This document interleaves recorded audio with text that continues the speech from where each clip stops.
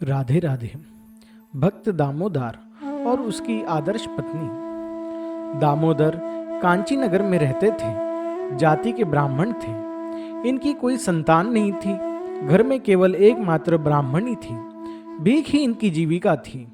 सारे संसार में ढूंढने पर भी दामोदर के समान दूसरा दरिद्र भिखारी मिलना कठिन था। दामोदर प्रतिदिन प्रातःकाल उठकर स्नान संध्या आदि नित्य कर्म करते और मस्तक पर चंदन तथा निर्मल्य तुलसी धारण कर मुख से श्री राम कृष्ण हरि कीर्तन करते हुए भीख के लिए नगर में चले जाते। भिक्षा में कुछ मिल गया तो अच्छी बात, न मिला तो कोई असंतोष नहीं। रोज जो कुछ मिलता सो लाकर ब्राह्मणी को दे देते। पति प्राण ब्राह्मणी बड़े आनंद से रसोई बनाती। भगवान के भोग लगाकर दोनों प्राणी वहीं प्रसाद पाकर प्रसन्न होते। किसी दिन यदि कोई भूखा प्यासा अतिथि आ जाता तो पहले उसे भोजन कराते। कुछ बचा रहता तो खा लेते, नहीं तो वह दिन उपवास करता। किसी दुखी से नहीं, दाम्पत्य परम आनंद से उपवास करते। दोनों का प्रधान काम था श्री गोविंद का भजन करना। वे रात दिन उसमें मस्त रहते थे, पर चर्चा नहीं, किसी की निंदा नहीं। हृदय जीवन दया से सदा ही पिघला रहता। घर में कुछ भी नहीं था, पर वे अपने लिए भगवान से कभी कुछ मांगते नहीं थे। भगवान से यदि कुछ भी वे चाहते तो केवल जीवों का कल्याण चाहते। भजन करते करते जब कभी यह भाव होता अब भगवान दर्शन देंगे, तब वे हाथ जोड़कर प्रार्थना करते। मंगलमय जात के जीवन में तुम्हारी मंगलमय मूर्ति नहीं देखी। वे तो अमंगलों को ही मंगल समझकर गले लगा रहे हैं। नाथ, उन पर दया करो, उनका भ्रम दूर करो। अपनी आनंद मंदाकिनी की पवित्र धारा से उनके हृदय को सींच दो। हिंसा द्वेष भूलकर सभी परस्पर प्रेम करें। तुम्हारी सर्व कल्याण में मूर्ति सबके हृदय में सदा जागृत रहे। चमड़े के ढके रहने पर भी कस्तूरी की सुगंध बाहर फटे बिना नहीं रहती। इसी प्रकार दामोदर के यश की सुगंध भी उसके फटे चिथड़े और टूटी झोपड़ी के पर्दे को भेद कर देश भर में फैल गई। क्रमश वह उसी असली देश तक भी जा पहुंची। उस देश के रसिक नरेश महामहेश्वर उसी गंध के सहारे एक दिन कांची नगर में आ उपस्थित हुए। उद्देश्य था असली नकली परीक्षा करना। वे नरेश बड़े ही मायावी, आते ही बूढ़े सन्यासी बन गए। शरीर इतना दुर्बल और वृद्ध की मानो एकदम कदम चलने की भी शक्ति नहीं है। लाठी के सहारे धीरे धीरे चलते हुए आप आ विराजे दरिद्र दामोदर के दरवाजे पर। भगवान की माया थी। दामोदर को उस दिन भीख में एक मुट्ठी चावल भी नहीं मिला। वह खाली हाथ ही घर लौटे। पति पत्नी दोनों भूखे ही जमीन पर लेटकर चिंतामणि के चारों चरणों को चिंतन करने लगे। वे मन ही मन कहने लगे, प्रभु तुम स्वामी हो, निग्रह अनुग्रह जो चाहो सो कर सकते हो, पर दीनों को तुम्हारे सिवा और किसका सहारा है। उनके तो एकमात्र बंधु तुम ही हो। इसी से लोग तुम्हें अपार करुणा सागर और दीन बंधु कहते हैं। जिनकी रक्षा करने वाला और कोई नहीं है, तुम ही उनकी रक्षा करने वाले हो। नाथ, तुम वज्र कवच की तरह अपने सेवक के शरीर पर रहकर उसके सारे दोष दूर कर देते हो। प्रभु, तुम दुर्जन रूप मेढकों के लिए काल सर्प हो, जगत के लोगों के लिए अमूल्य चिंतन मणि हो, मंदोमत मानव मातंग के लिए साक्षात केसरी हो, संपूर्ण जीव के स्वामी हो। इसी से आज ये शूद्र द्रपी शूद्र अधम जीव तुम्हारे शरणागत हुआ है। इसे एक भय से बचाओ प्रभु, शीघ्र बचाओ। भय और कुछ भी नहीं है। महामहिम नाम की अपार महिमा से यह दास जगत तुच्छ भय की तो बात ही क्या है। महान मृत्यु भय से भी नहीं डरता। यह किसी एक भय के नाश के लिए प्रार्थना भी नहीं करता। इसको तो भय यही है कि इस समय यदि कोई अतिथि आ गया तो उसको भोजन कहाँ से दिया जाएगा। जहाँ बाघ का डर था वही सांझी हुई। दामोदर और उनकी पत्नी की यही चिंता कर ही रहे थे कि उनके कानों में अतिथि के इन करुणा स्वरों ने प्रवेश किया। घर में कौन है? घर में कौन है? मैं अतिथि तुम्हारे दरवाजे पर खड़ा हूँ। अतिथि का कतार करुणा कंठस्वर कर्ण छिद्रा में प्रवेश करते ही दामोदर हड़बड़ाकर बाहर आए। देखा एक थके हारे जराजीर्ण तेजोमय योगी महापुरुष खड़े हैं। दामोदर ने भक्ति भाव से साष्टांग दंडवत प्रणाम किया और अत्यंत विनीत भाव से हाथ जोड़कर उनसे पूछा, स्वामी दास प्रति की क्या आज्ञा है? साधु बोले, भाई तुम्हारी बड़ी कीर्ति सुनी है, सुना है तुम अतिथि अभज्ञता को बड़े ही स्वागत सत्कार से भोजन देते हो। मैं चाहे जिसके घर में भोजन नहीं करता था, अतिथि सेवा में जिसकी श्रद्धा नहीं है, ऐसे मनुष्य के गले में पड़ने पर भी मैं भोजन के लिए उसके घर की तरफ नहीं ताकता, परंतु श्रद्धालु भक्तों का अन्न मांग कर खा लेता हूँ। अतिथि सेवकों की श्रेणी में तुम्हारा नाम प्रायः ही सुनता हूँ। इसी से तुम्हारे अन्न के लिए मेरा मन बहुत ललचा उठा। आज सोचा चलो एक बार दामोदर दास के घर ही भोजन करावे, इसलिए आया हूँ। पुराना शरीर है, चलना फिरना कठिनता से होता है। तुम्हारा अन्न पाने के लिए लोभ से यहाँ तक चला आया हूँ। कहो मुझे एक मुट्ठी अन्न मिलेगा या नहीं? दामोदर दास को जिस बात का भय था वह हो गया। अतिथि की बात सुनकर दामोदर को बड़ी चिंता हुई। आखिर अब उनके खाने का प्रबंध कैसे किया जाए? दामोदर दास ने ठंडे जल से योगी के पैर धोकर मीठे स्वर से कहा, महाराज आपको बहुत ही थका हुआ देखता हूँ, आप इस कुशा के आसन पर तनिक विश्राम करें, मैं अभी आता हूँ। इतना कहकर दामोदर ने ब्राह्मणी के पास आकर धीरे से कहा, सती द्वार पर अतिथि आए हुए हैं, भोजन चाहते हैं, घर में तो कुछ भी नहीं है, अब क्या किया जाए? ब्राह्मणी बोली, स्वामी मैं क्या बताऊं, आपसे कुछ छुपा नहीं है। घर द्वार बेचने पर भी एक भी कौड़ी मिलना कठिन है। घर में एक कपड़ा होता तो उसे बेचकर ही कुछ ले आते, मेरे पास तो वह भी नहीं है। फटा चिथड़ा और मिट्टी की यह फूटी हांडी, यही तो अपने घर की कुल संपत्ति है, इनके बदले में कौन क्या देगा? इतना कहने पर अतिथि सत्कार में अपनी अयोग्यता समझकर सती की आंखों में आंसू आ गए। पत्नी की यह हालत देखकर दामोदर की आंख भी डबडबा आई। उन्होंने एक लंबी सांस छोड़कर कहा, तब क्या होगा सती? क्या अतिथि सेवा नहीं होगी? अतिथि भूखा लौट गया तो फिर अपने जीवन से क्या प्रयोजन है? गोविंद इतनी कठोर परीक्षा क्यों? ब्राह्मणी चिंतित होकर बोली। व्याकुल हृदय से श्रीहरि को पुकारने लगी और क्षण भर के बाद ही वह अपनी हंसी से दामोदर को चौंकती हुई बोली, नाथ इतने कतार क्यों हो? हमारे प्रभु तो जगन्नाथ हैं, वे निश्चय ही अतिथि के लिए अन्न देंगे। आप एक काम करें, नाई के घर से तुरंत एक कैंची मांग लावे, फिर मैं उपाय बतलाऊंगी। दामोदर क्या करते, जल्दी से दौड़कर कैंची मांग लाए और ब्राह्मणी से कहने लगे, कहो अब क्या करना होगा? उसने हंसकर अपने लंबे केश दिखलाए और कहा, देखिए मेरे इन सुंदर बालों को कैंची से काट डालिए, फिर हम दोनों मिलकर इनकी बेनी बेचने की डोरी बांट लेंगे। आप उसे बेचकर कुछ पैसे ले आइए। इतना सहारा होने पर अतिथि सेवा के लिए क्या चिंता है? दामोदर ब्राह्मणी की इस अनोखी सूझ और उसकी मनोहर त्याग वृत्ति पर मुग्ध होकर अपने हाथों उसके बाल काटने लगे। चारों ओर थोड़े थोड़े बाल छोड़कर बीच बीच के सब केश एक ही सर्राटे में काट डाले। दोनों ने मिलकर तुरंत एक सुंदर डोरी बांट ली। दामोदर उसे बेचने बाजार गए। सौभाग्यवश एक ग्राहक भी मिल गया। उसने कुछ पैसे देकर डोरी खरीद ली। दामोदर उस पैसों से अतिथि सत्कार के लिए दाल, चावल, घृत, दूध, दही, तरकारी आदि सब सारी चीजें खरीदकर बड़े आनंद से हंसते हुए धर्मशिला पत्नी के पास आए और उन्होंने सब चीजें उसके पास रख दी। ब्राह्मणी रसोई में बनाने में बड़ी ही चतुर थी। देखते ही देखते उसने सारी रसोई बना दी। दामोदर बाहर जाकर अतिथि देव से भोजन करने के लिए प्रार्थना की। अतिथि घर के अंदर आए। दोनों स्त्री पुरुष ने बड़े आदर से उनके चरण पखारे, श्रद्धा भक्ति से चरणों दक लिया और अपने सिरों पर छिड़का। आज दाम्पत्य के आनंद का पार नहीं था। वास्तव में आज इनके भाग्य की महिमा कौन कह सकता है। ब्रह्मा अपने काम कंडलों में रखकर भी जिस जल की एक बूंद नहीं पा सकते, आज इन्होंने घर बैठे अनायास ही उस पावन पादकों का पान कर लिया। भगवान भाव के वश है।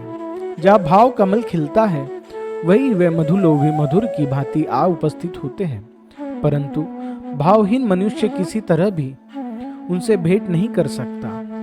अस्तु, ब्राह्मण के घर एक टूटी चौकी थी। उस पर बड़े आदर से पति पत्नी ने साधु को बिठाया। केले के पत्ते पर भोजन परोसा गया। ब्राह्मणी परोसने लगी, दामोदर हवा करने लगे और लीला में श्री गोविंद महान आनंद से भोजन करने लगे।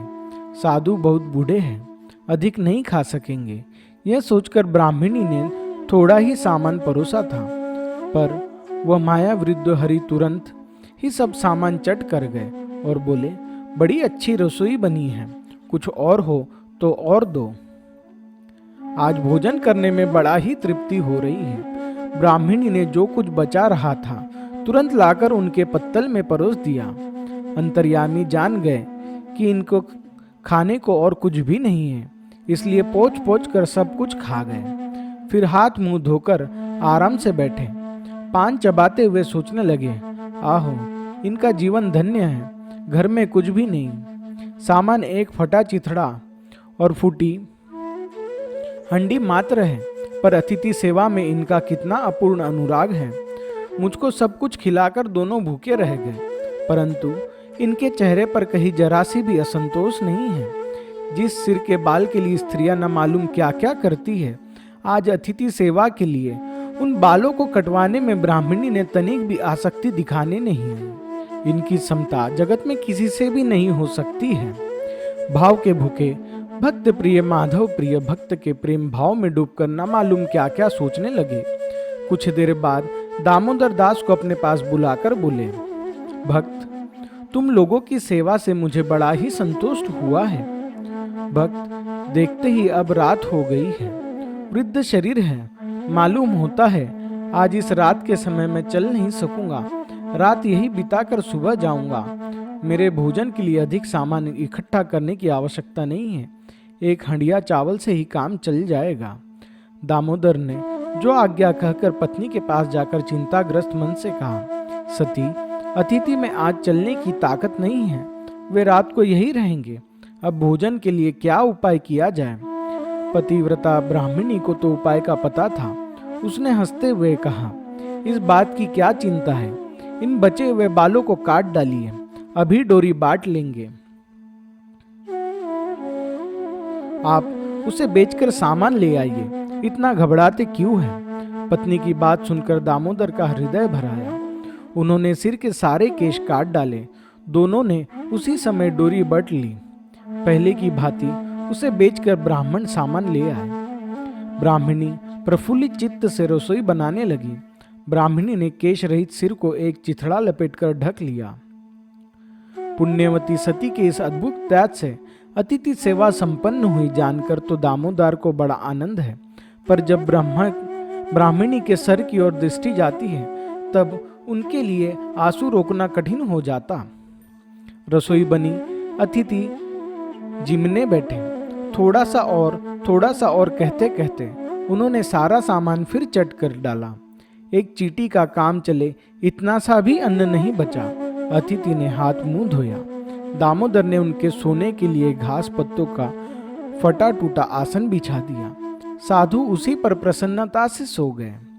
जो नारायण शेषनाग की शैया पर, गरुड़ की पीठ पर, मुनियों के हृदय में या भोलेनाथ शंकर के अंत स्थल में विराजते हैं, वे ही आज भक्त के प्रेम वश कुश किसाले के बिछौने पर आराम से सो रहे हैं। धन्य है भक्त के विशुद्ध प्रेम और धन्य है उनके प्रेमाधीन परमात्मा को।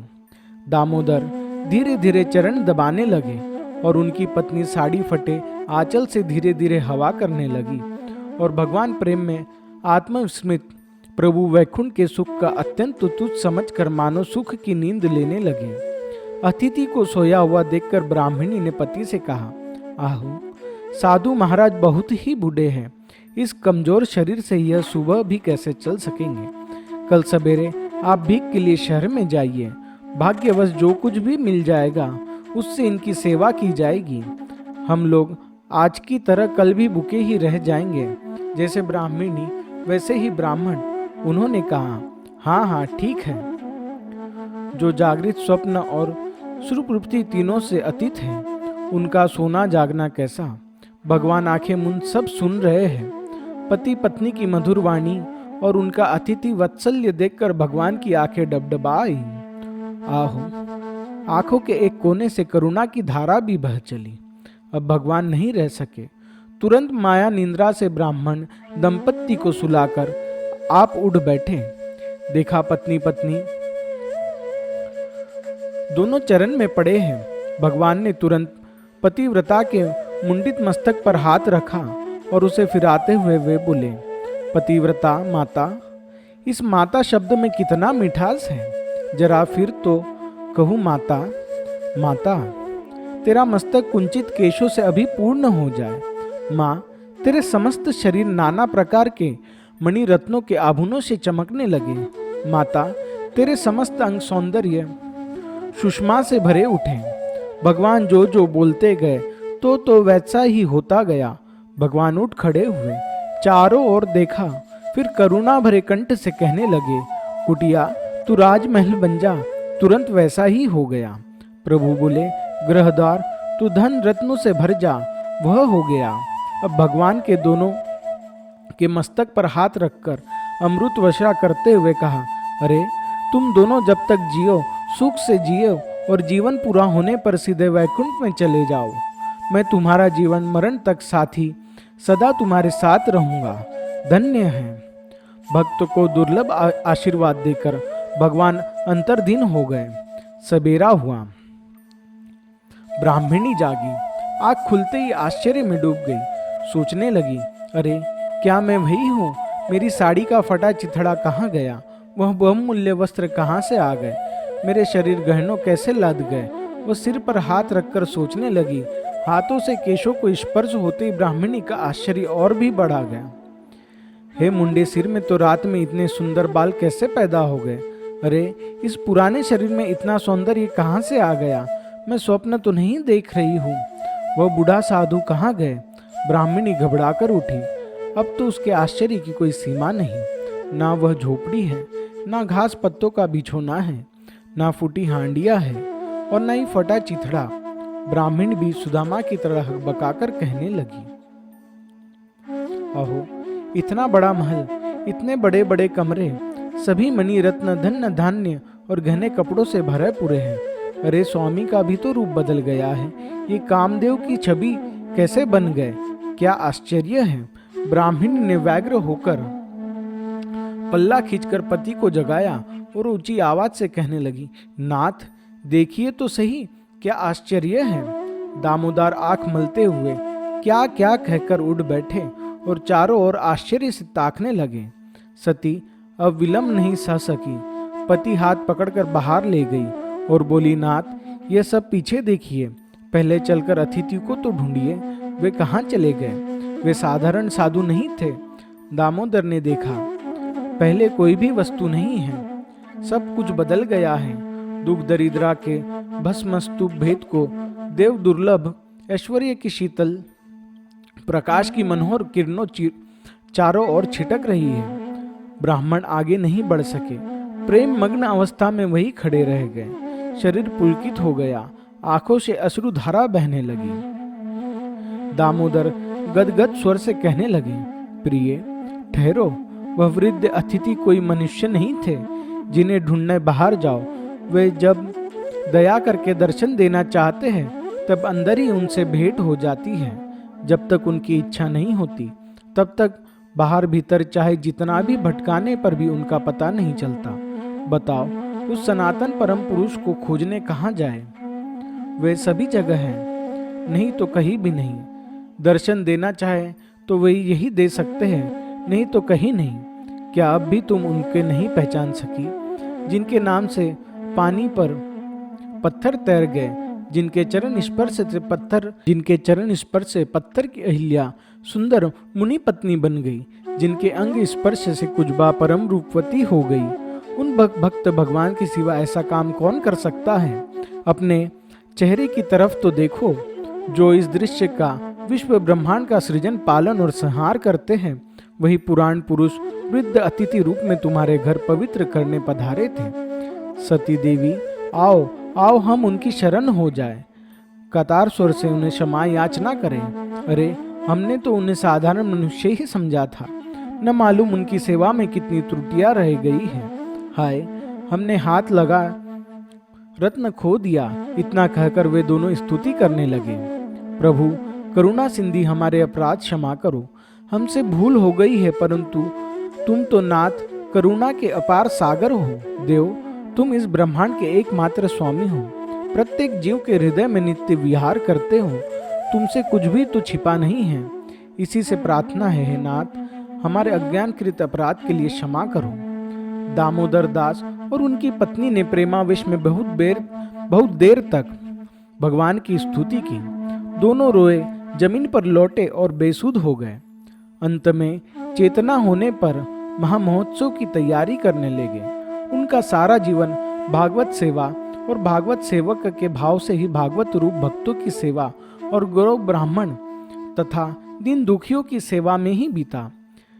देह वासन होने पर दोनों दिव्य देह धारण कर वैकुंठ नाथ की सेवा करने लगे। जय श्री राधे राधे राधे। जय श्री कृष्ण।